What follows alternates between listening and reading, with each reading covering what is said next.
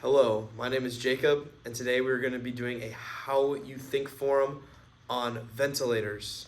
The ventilators is an artifact that we chose because it is related to human longevity and mortality. We think it is a good object that will represent this idea, and today we have three panelists who are going to talk about this object.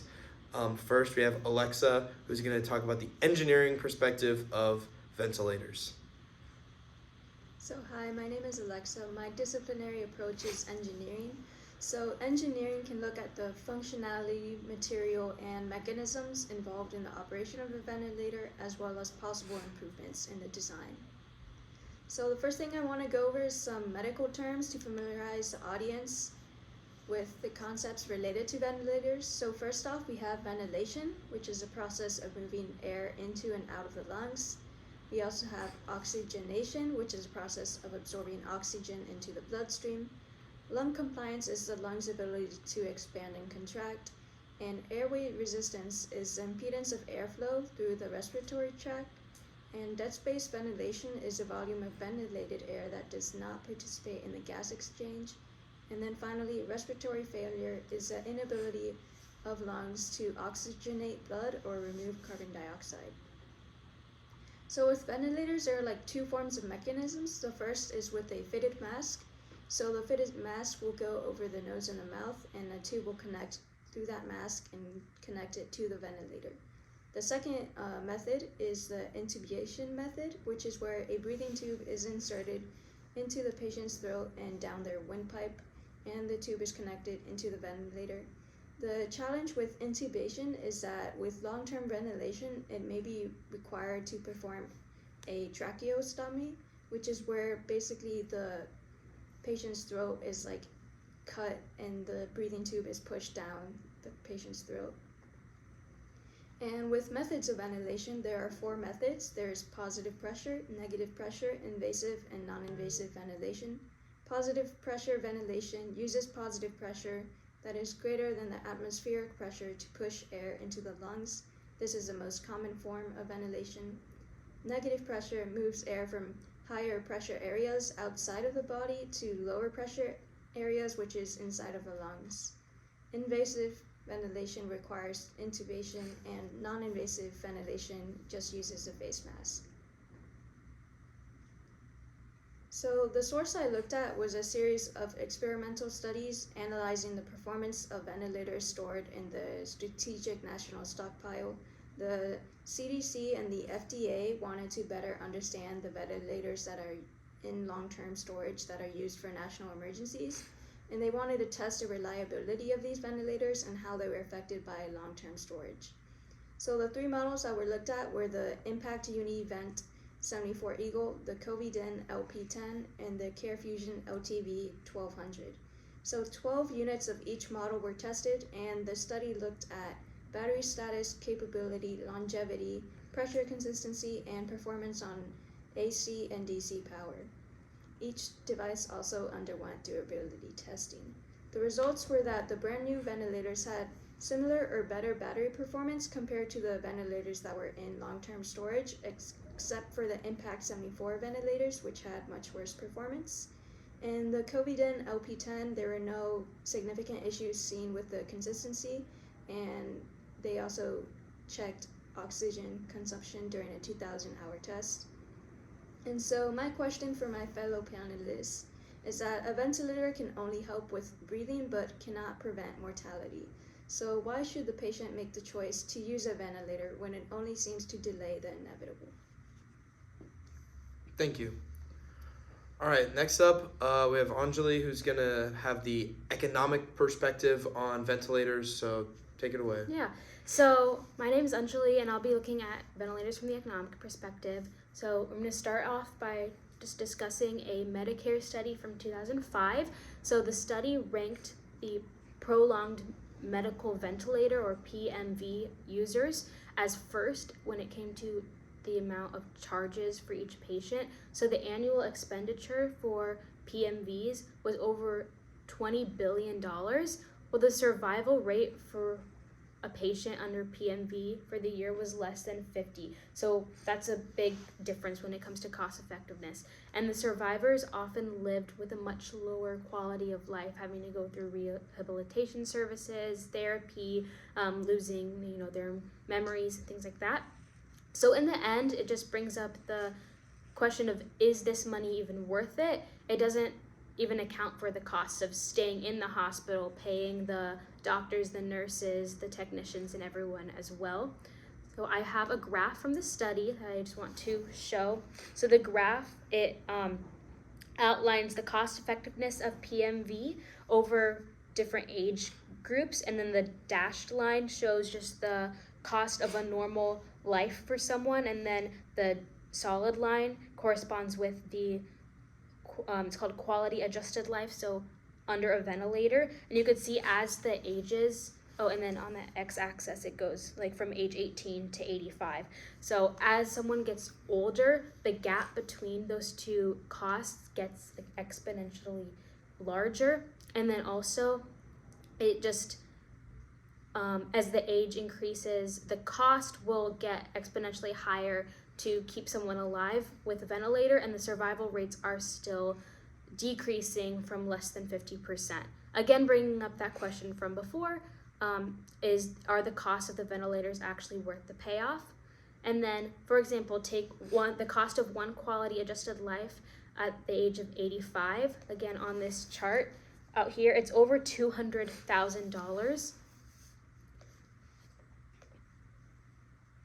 So it just makes us wonder what the value of a single human life is, and is it worth the money, and would that money be more worth it if it was spent on helping multitudes of people in different ways, or even funding the hospital. Also, the COVID-19 pandemic dramatically increased the demand for ventilators. The price of medical equipment and treatment increased as well, and threw off the whole supply chain. Like the price of ventilators, as well as hospital beds, masks, gloves, increased exponentially during the pandemic. Nurses, doctors, technicians, everyone working at the hospital had to work overtime, and they would have to turn to staffing firms to help staff these hospitals, which increased the prices of staffing firms, and overall the cost of living for everyone increased, just so we could keep people alive who had less than a 50% chance of survival. And the access to this, because there was such a high demand and low supply of ventilators, just increased the overall inequity between the rich and the poor. Even like the richest Americans wanted to create their own personal ventilators that they could just use in their homes, which again just shows the inequity that came about from the pandemic. And then my question for the rest of the panel would be, are there any more alternatives to using a ventilator that you could see? Something that would be a little bit more cost effective, that might be more efficient. Thank you. All right, next, and save the best for last, I guess, I don't know. We have Noah, who is going to talk about the ethical perspective of using ventilators. Yeah, so like Jacob said, my name's Noah, and my discipline is that of an ethicist, or someone who studies the ethics of something. And when we're looking at the ethical effect of ventilators, we need to see how these machines can really impact humans, and specifically like families or of loved ones who are in hospital. So they have the obvious effect of helping keep someone alive, but is that really a good thing? I mean, that's a silly question. You say, like, of course, everyone wants to be alive, and in a vacuum, most people would agree with you that they want to keep people alive for as long as possible. Nobody likes to watch somebody die, especially if it's like a loved one. But you have to ask yourself, is that really the best for the person, and what does that person want?